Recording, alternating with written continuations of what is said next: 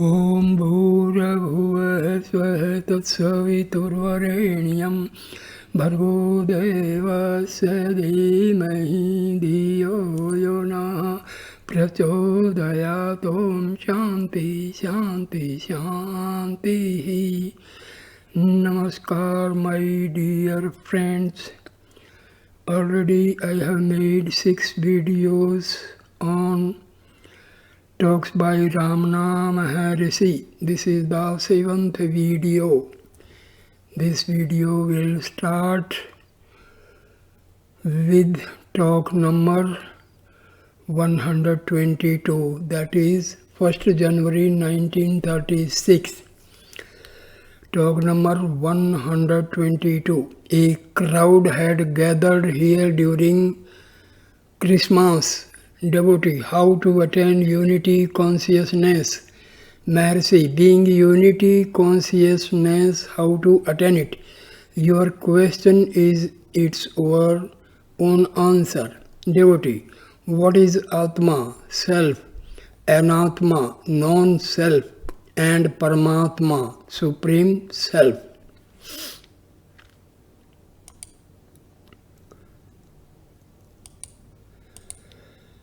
Maharishi replies, Atma is Jivatma, the individual self, and the rest are plain. The self is ever present, Nitya Siddha. Each one wants to know the self. What kind of help does one require to know oneself? People want to see the self as something new, but it is eternal and remains the same all along. They desire to see it as a blazing light, etc. How can it be? It is not light, not darkness, no tejo, no tamaha. It is only as it is. It cannot be defined. The best definition is I am that I am. The Shrutis speak of the self as being the size of one's thumb, the tip of hair, an electric spark, vast, subtler than the subtlest, etc. They have no foundation in fact. It is only being, but different from the real and the unreal. It is knowledge, but different from knowledge and ignorance. How can it be defined at all? It is simple being. Again, Sri Bhagavan said that in the whole Thayunmanvar literature, he preferred one stanza which says, ego disappearing, another I, spontaneously manifest in full glory, etc. Again, he cites Sakandar Anubhuti, not real, nor unreal, not darkness, nor light it is. One man said that a Siddha of Kumbakonam claimed to overcome the defects in Sri Shankara's system, which deals only with transcendentalism and not the work-a-day life. One must be able to exercise superhuman powers in ordinary life. That is to say, one must be a Siddha in order to be perfect. Sri Bhagavan pointed out a stanza in Thayumanavar which condemns all Siddhis. Further, he said that Thayumanavar mentions Mona, silence, in numerous places, but defines it is only one verse. Mona is said to be that state which spontaneously manifests after the annihilation of the ego. That state is beyond light and darkness, but still it is called light since no other proper word could be found for it. 3rd January 1936, talk number 123. Dr. Muhammad Hafiz Sayyid, a Muslim professor of Persian and Urdu in the University of Allahabad, asked, "What is the purpose of this external manifestation?" Maharshi, this manifestation had induced your question. Devotee, true, I am covered by Maya. How to be free from it? Maharshi, who is covered by Maya? Who wants to be free? Devotee, Master being asked who? Master being asked who? I know that it is ignorant me, composed of the senses, mind and body. I tried this inquiry. Who, after reading Paul Brunton's book, 3 or 4 times I was feeling elated and the elation lasted some time and faded away. How to be established in I? Please give me the clue and help me, Master. Maharshi, that which appears new must also disappear in due course. Devotee, please tell me the method of reaching the eternal truth. Maharshi, you are that. Can you ever remain apart from the self? To be yourself requires no effort since you are always that. Talk number 124. Another impatient questioner elaborated long premises and finished asking why some children die a premature death. He required the answer not to satisfy the grown-ups, ones who look on, but the babies who are the victims. Maharshi, let the victims ask. Why do you ask and desire the answer from the standpoint of the child? Talk number 125. The Muslim professor asked, when I am here, my mind is sattvic. As soon as I turn my back on this, my mind hankers after so many objects. Maharshi, are the objects different from you? There can be no objects without the subject. Devotee, and how shall I know it? Maharshi, being that, what do you want to know? Are there two selves for the one to know the other? Devotee, again I repeat, sir, how to know the truth of all this and experience the same? Maharshi, there is no gaining of anything new. All that is required is to rid the self of ignorance. This ignorance is the identification of the self with the non-self. Devotee, yes, still I do not understand. I must have your help. Everyone here is waiting on you for your grace. You yourself must have sought originally the help of a Guru or of God. Extend that grace to others now and save me. Before I came here, I desired to see you very much, but somehow I could not find an opportunity to do so.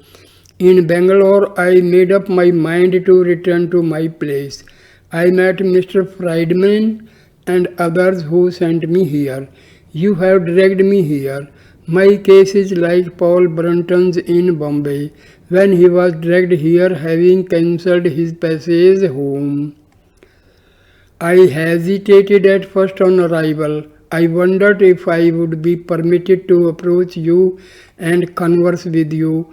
My doubts were soon set at rest. I find that all are equal here. You have established an equality among all. I dined with you and others.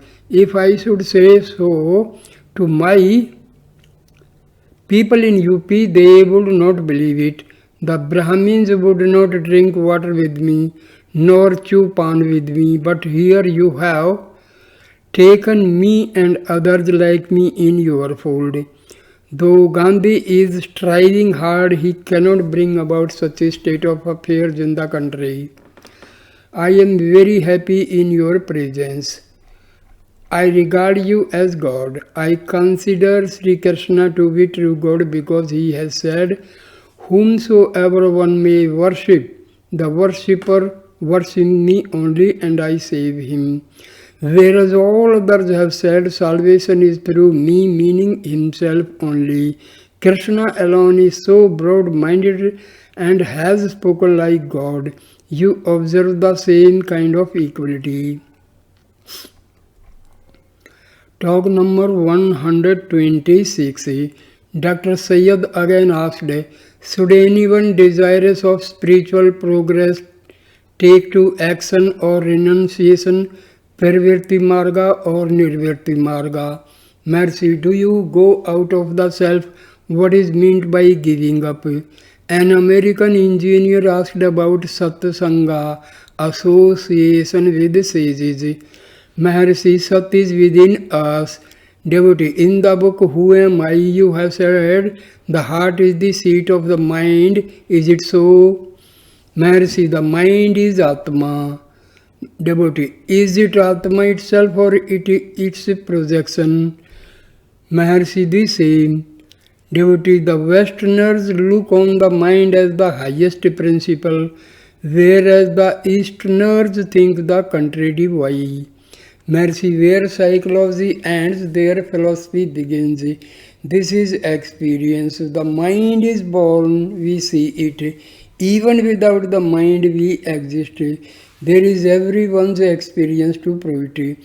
Devotee, in deep sleep I do not seem to exist. Mercy, you say so when awake. It is the mind which speaks now. You exist in deep sleep beyond mind. Devotee, Western philosophy admits the higher self as influencing the mind. Talk number 127. The American engineer asked, does distance have any effect upon grace? Mercy, time and space are within us. You are always in yourself. How do time and space affect it? Devotee, in radio, those who are nearer hear sooner. You are Hindu, we are American, does it make any difference? Mercy, no. Devotee, even thoughts are read by others. Even thoughts are read by others. Mercy, that shows that all are one. Talk number 128. There were some French lady, this is 5th January 1936, talk number 128. There were some French ladies and gentlemen and American as visitors to the ashramam. They asked Sri Bhagwan several questions. Among them one was, what is the message of the East to the West? Maharshi, all go to the same goal. To another question, Sri Bhagwan said, how do you say I am? Do you take a lie to find yourself, or did you come to know it on reading books? How? The questioner said, by experience. Maharshi, yes, experience is the word. Knowledge implies subject and object, but experience is non-terminal, eternal.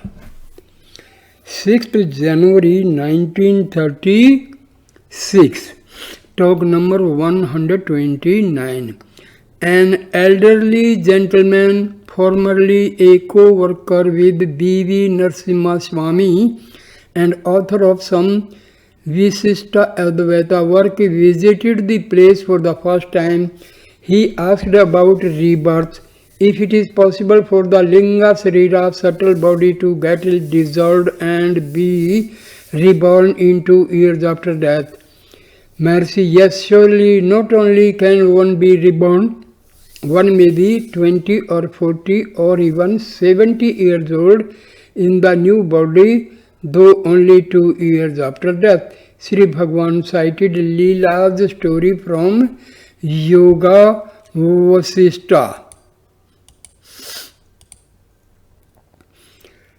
Sarayo hi jnanam abhyasat jnanat dhyanam dhyanat karma phala tyagaha. Here Jnana stands for knowledge without practice. Abhyasa stands for practice without knowledge. Dhyana stands for practice with knowledge. Knowledge without practice accompanying it is superior to practice without knowledge. Practice with knowledge is superior to knowledge. Without practice accompanying it, karam phala tyaga nishkama karma as of a jnani, action without desire is superior to knowledge with practice. Devotee, what is the difference between yoga and surrender? Maharishi, surrender is bhakti yoga. To reach the source of the I thought is the destruction of the ego, is the attainment of goal, is prapatti, surrender, jnana, etc. Talk number 130. Lakshman Brahmachari from Sri Ramakrishna Mission asked, enquiry of who am I or of the I thought, being itself a thought, how can it be destroyed in the process? Maharishi, when Sita was asked who was her husband among the rishis, Rama himself being present there as a rishi in the forest by the wives of the rishis, she denied each one as he was pointed out to her, but simply hung down her head when Rama was pointed out. Her silence was eloquent. Similarly, the Vedas also are eloquent in neti neti, not this, and then remain silent. Their silence is the real state. This is the meaning of exposition by silence. When the source of the I thought is reached, it vanishes and what remains over is the self. Devotee, Patanjali Yoga Sutras speak of identification. Maharishi, identification with the Supreme is only the other name for the destruction of ego. Talk number 131. Mr. Subbarao asked, what is Mukhya Prana, the chief prana? Maharishi, it is that from which the ego and the prana rise. It is sometimes called Kundalini. Consciousness is not born at any time, it remains eternal, but ego is born, so also the other thoughts. Associated with the absolute consciousness, they shine forth, not otherwise. Devotee, what is moksha? Liberation. Maharishi, moksha is to know that you were not born. Be still and know that I am God. To be still is not to think, know and not think is the world. Devotee, there are said to be 6 organs of different colors in the chest, of which the heart is said to be 2 finger breadth to the right of the middle line. But the heart is also formless. Should we then imagine it to have a shape and meditate on it? Maharishi, not only the quest, who am I, is necessary. What remains all through deep sleep and walking is the same. But in waking there is unhappiness and the effort to remove it. Asked who wake up from sleep, you say I. Now you are told to hold fast to this I. If it is done, the eternal being will reveal itself. Investigation of I is the point and not meditation on the heart center. There is nothing like within or without. Both mean either the same thing or nothing. Of course, there is also the practice of meditation on the heart center. It is only a practice and not investigation. Only the one who meditates on the heart can remain aware when the mind ceases to be active and remains still. Whereas Those who meditate on other centers cannot be so aware. But infer that the mind was still only after it becomes again active. Talk number 132. An educated man asked, is there an absolute being? What is its relation to the relative existence? Mercy, are they different from each other? All the questions arise only in the mind. The mind arises with waking and subsides in deep sleep. As long as there is a mind, so long will there be such questions and doubts. Devotee, there must be stage after stage of progress for gaining the absolute. Are these grades of reality? Mercy, there are no grades of reality. There are grades of experience for the jiva and not of reality. If anything can be gained anew, it could also be lost, whereas the absolute is central here and now. Devotee, if so, how do I remain ignorant of it? Avarna. Mercy, for whom is this ignorance veiling? Does the Absolute tell you that it is veiled? It is the Jiva who says that something veils the Absolute. Find out for whom this ignorance is. Devotee,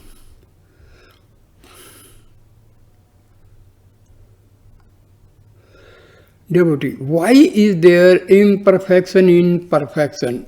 That is, how did the Absolute become relative?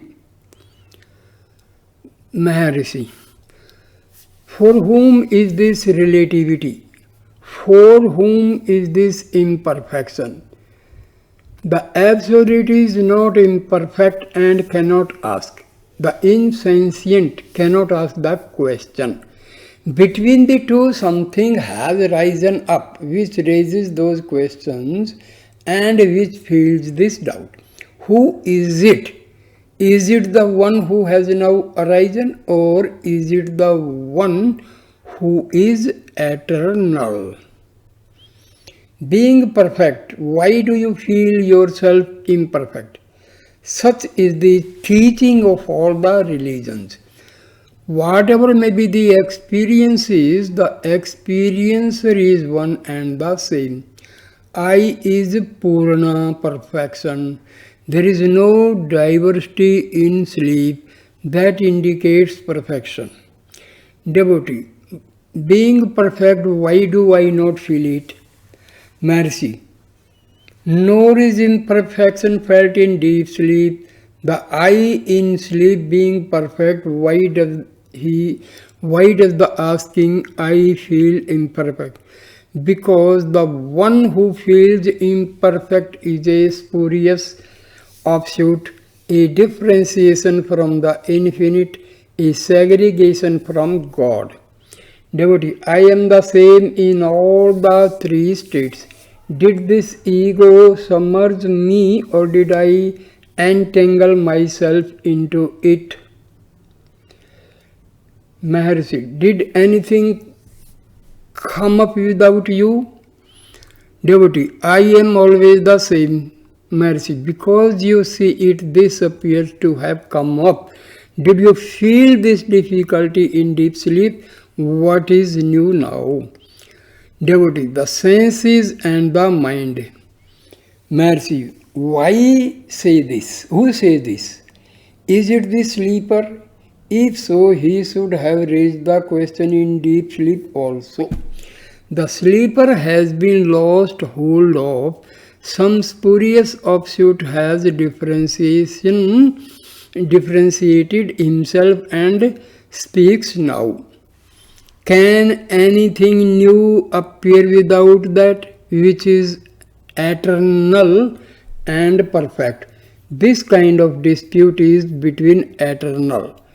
Do not engage in it. Turn inward and put an end to all this. There will be no finality in disputations. Devotee, show me that grace which puts an end to all this trouble. I have not come here to argue. I want only to learn. Mercy, learn first what you are. This requires no shastras, no scholarship. This is simple experience. The state of being is now and here all along. You have lost hold of yourself and are asking others for guidance. The purpose of philosophy is to turn you inward. If you know yourself, no evil can come to you. Since you asked me, I have taught you. The ego comes up only holding you, the self. Hold yourself and the ego will vanish. Until then the sage will be saying there is, the ignorant will be asking where. Devotee, the crux of the problem lies in know thyself. Mercy, yes, quite so. Talk number 133. There are two schools in Advaita. Drishti Srishti, simultaneous creation, and two, Srishti Drishti, gradual creation. There is the Tantric Advaita which admits three fundamentals, Jagat, Jiva and Ishvara, Word, Soul, God. These three are also real, but the reality does not end with them. It extends beyond. That is the Tantric Advaita. The reality is limitless. The three fundamentals do not exist apart from the absolute reality. All agree that reality is all-pervading. Thus, Ishvara pervades the Jiva. Therefore, the Jiva has eternal being. His knowledge is not limited.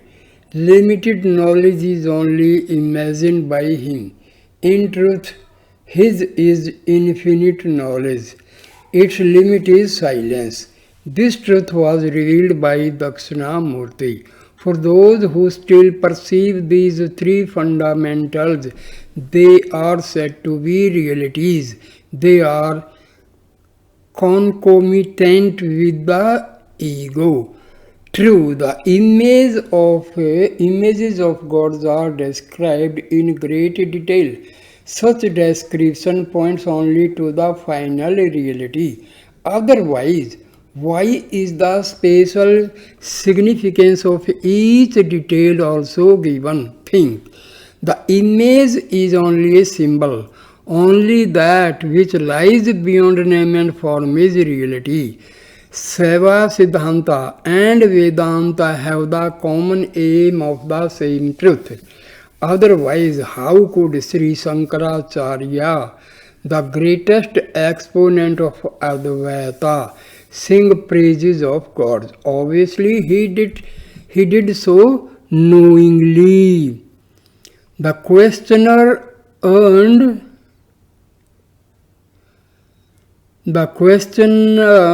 earnestly explained that his faith in Seva, Siddhanta, Vedanta, etc.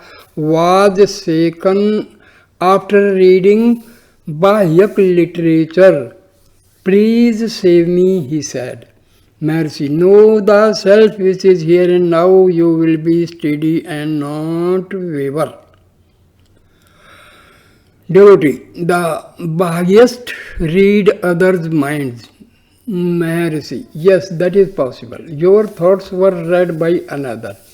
There must be one to know your mind. That is the truth always present which is to be realized. Truth does not waver.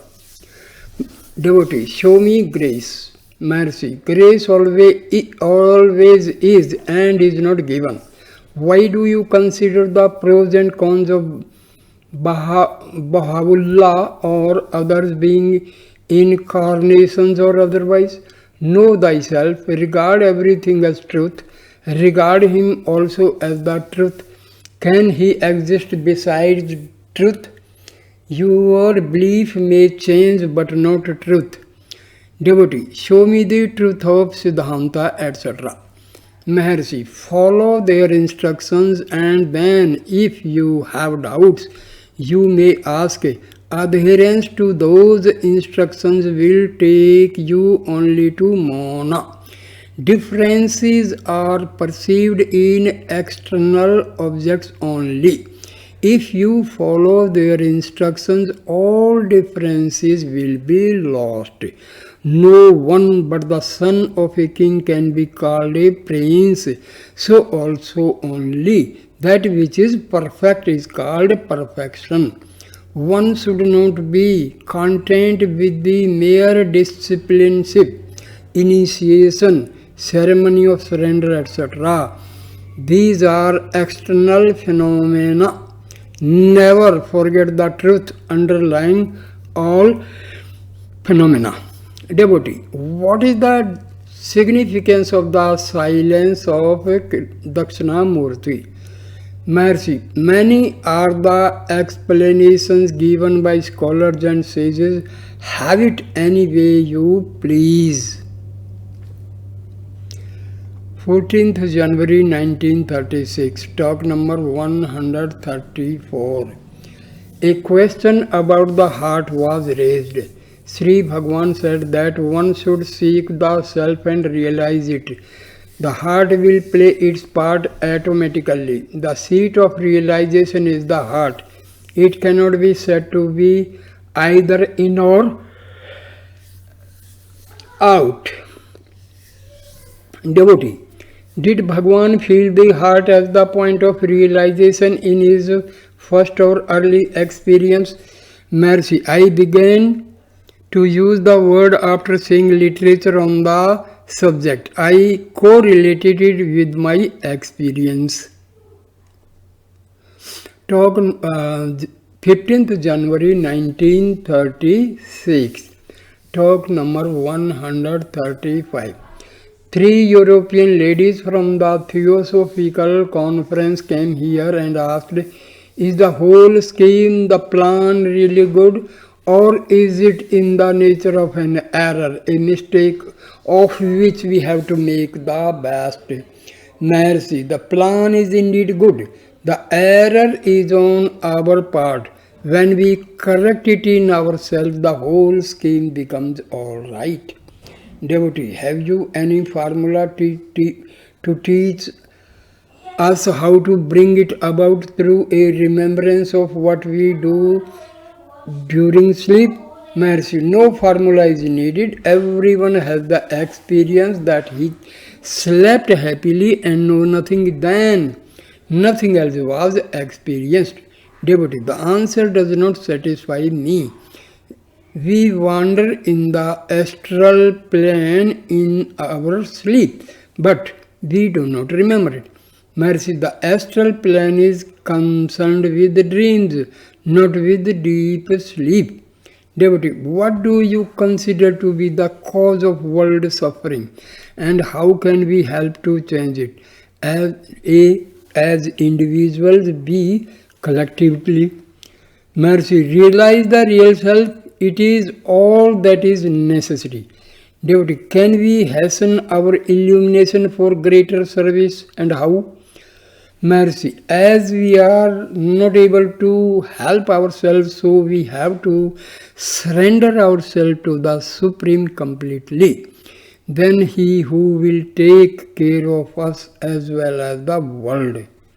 Devotee, what do you consider the goal?